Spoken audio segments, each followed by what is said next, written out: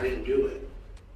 Help me understand this. What does he mean by he didn't do it? You just pled guilty to it. Because I'm being advised by my attorney. I just accepted your plea of guilty to this charge, Mr. Harris. I'm trying to pull teeth here about what happened. I'm sentencing you, and I don't have all the information. Was he in the car? I'm living paycheck to paycheck. Okay. I have 5 kids. No one's letting me talk. This case is going to a jury trial. I'm vacating the conviction. You want your trial? You got it, Mr. Harris. This defendant waited until the very last minute to back out of his plea deal, and it turned out to be one of the worst decisions he could have made. Seriously, put yourself in his attorney's position for a second. After spending all that time negotiating what looked like a solid deal, your client suddenly decides to change course. His attorney worked hard to put that agreement together, and all he had to do was stay quiet long enough to let the process play out. Let's jump in and watch how this defendant managed to completely derail his own plea deal.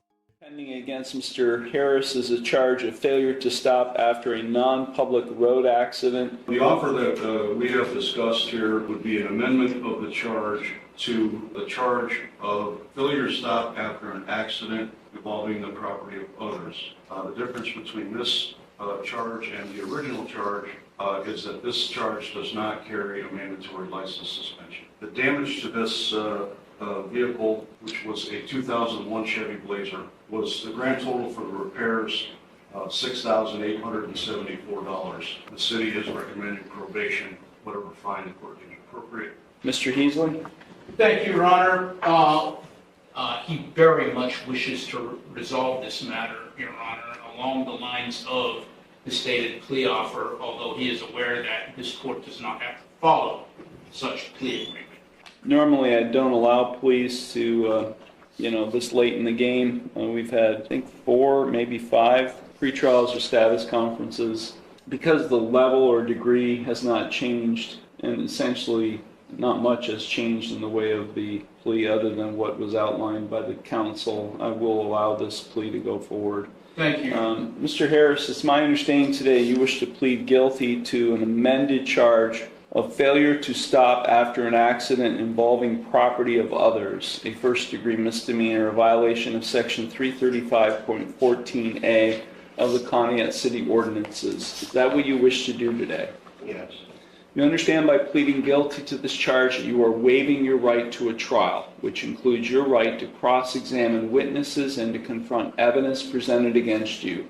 You'd be waiving your right to testify or not to testify without any negative connotation. You'd be waiving your right to subpoena witnesses. You'd be waiving your right to a jury trial. You'd be waiving your right to be proven guilty beyond a reasonable doubt. All of those are trial rights you'd be waiving by pleading guilty to this amended charge. Is that what you wish to do? Yes.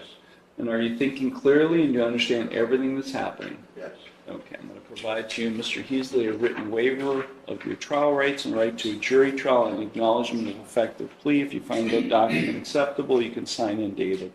Harris and myself have executed the waiver of trial rights and right to a jury trial and acknowledgement of effect of plea in this instant case, handing it to the bailiff. Thank you very much.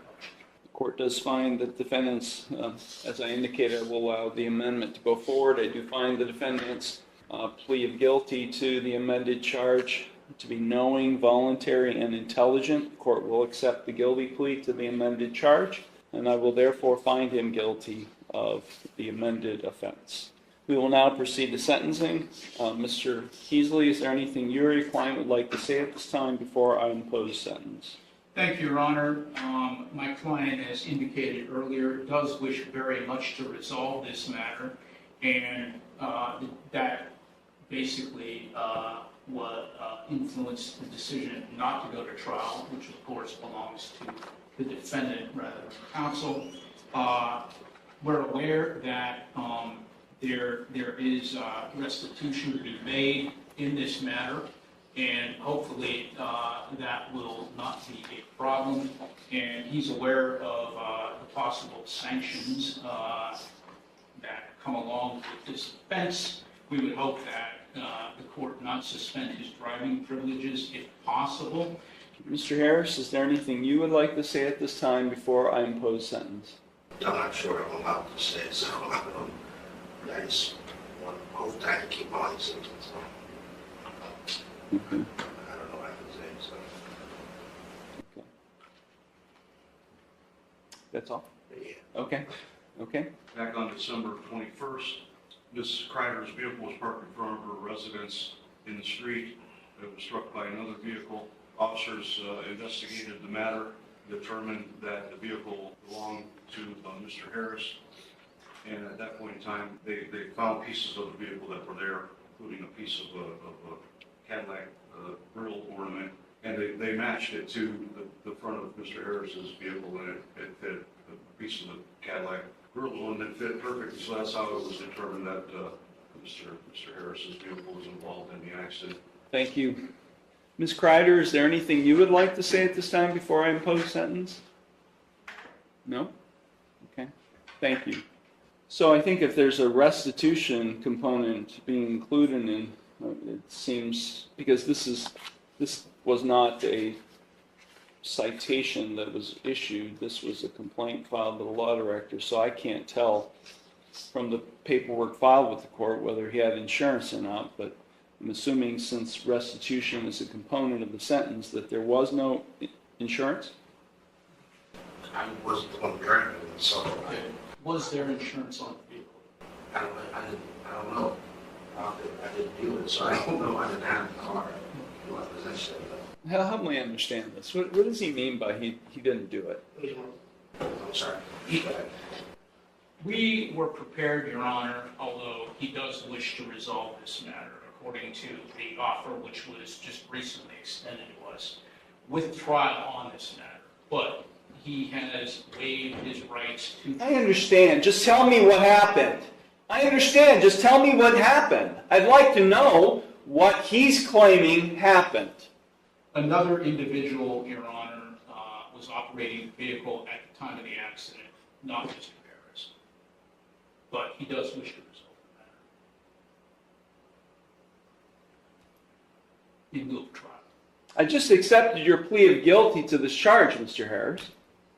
I'm now in the sentencing stage. Okay, I understand, but I'm getting advised by my lawyer, so I'm not, that's what I said, I don't know what I'm allowed to say that I'm allowed to say. I'm trying to be respectful. The judge wanted to know regarding insurance on the vehicle. Cadillac Escalade. I get that. And I didn't have insurance on that vehicle. Whose vehicle was it? Okay, so the vehicle was in my name that I let my brother have that vehicle because I'm trying to help him out. It's your vehicle. It was in my name, it was his vehicle, he purchased it, he bought it. Was the title transferred? No, he did not transfer the title. I'll have to continue to talk briefly. You can talk to your attorney. I'm trying to pull teeth here about what happened. I mean, I'm sentencing you, and I don't have all the information. Okay? Was he in the car? I feel like I'm cross-examining him. Was he in the car at the time? No, sir. Okay. So, here's what I'm getting at, Mr. Heasley, specifically for you. If he pleads to a charge where he's operating a vehicle in an accident, and he's not able to provide proof of insurance on the vehicle he was driving, what happens? It's a non-compliance suspension with the Bureau of Motor Vehicles. Right? I mean, I know this amendment was all about trying to avoid a license suspension, but if he pleads guilty to operation and he's not able to provide proof of insurance, then it's a non-compliance suspension. Do you have the restitution to pay today? No, sorry. How long will it take you to get it? This case has been pending since December. You haven't been setting any money aside for that possible consequence? I'm living paycheck to paycheck. Okay. I have 5 kids. I'm sorry, Mr. Harris, I'm but take a look behind you. I didn't do it You just pled guilty to it. because I'm being advised by my attorney. I asked last time I was here, I asked if I could talk. No one's letting me talk. Well, we've got an appeal issue right now. We got an ineffective assistance of counsel claim right now. And I'm not going to allow this thing to go up on appeal, and you guys spend all kinds of time dealing with an appeal. I'm going to leave. And you guys are going to talk about this, and then we're going to resolve it, because I'm not sentencing right now. Because I'm not going to allow you to waste your time having to deal with an appeal on an ineffective assistance of counsel claim. This case is going to a jury trial. I'm vacating the conviction. This case is going to a jury trial on Thursday. You want your trial? You got it, Mr. Harris. This case is being vacated. I'm sorry, Ms. Kreider. This case is going forward to a jury trial. I'm vacating the conviction, and we are not proceeding the sentence. Unfortunately, the judge ended up shutting down the Zoom live stream, but luckily, I always try to follow up on these cases so we can see how everything ultimately plays out. And here's what happened. This defendant took the case to trial, ended up with a suspended license, and was placed on probation for up to a year. Honestly, this is a perfect example of why attorneys tell their clients to trust the process. Defense lawyers spend years learning how to negotiate these agreements, and sometimes the worst decision a defendant can make is assuming they know better. But I'm curious what you think. Was his attorney giving him the right advice, or do you think backing out of the plea deal made sense? Let me know down in the comments. Thanks for watching, guys. Don't forget to like and subscribe, and I'll catch you in the next one.